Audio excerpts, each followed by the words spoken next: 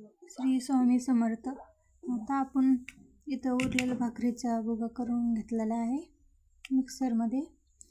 त्यासाठी साहित्य लागण्यासाठी आपण काय घेतलेलं आहे बघा. हे थोडेसे शेंगदाणे, कांदा, कोथिंबीर, जिरे, आपण थोडीशी हळद टाकू,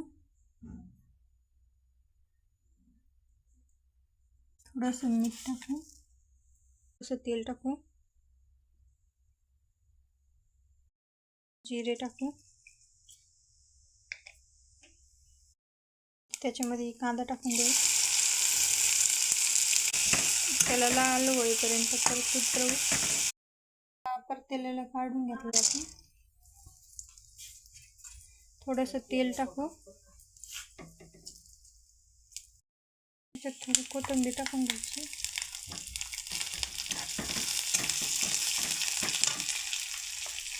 चिरलेला कांदा टाकून द्यायचा, परत परतून काढला ते आपण मिक्स करून घ्यायचं.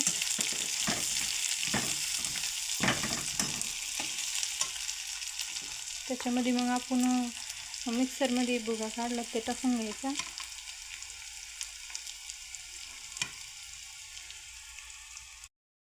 पाच मिनटं झाकण ठेवून द्यायचं. हे बघा 5 मिनटात बनणारे पोहे हे बघा आपले झालेले आहेत. चला तर मग या आता खायला.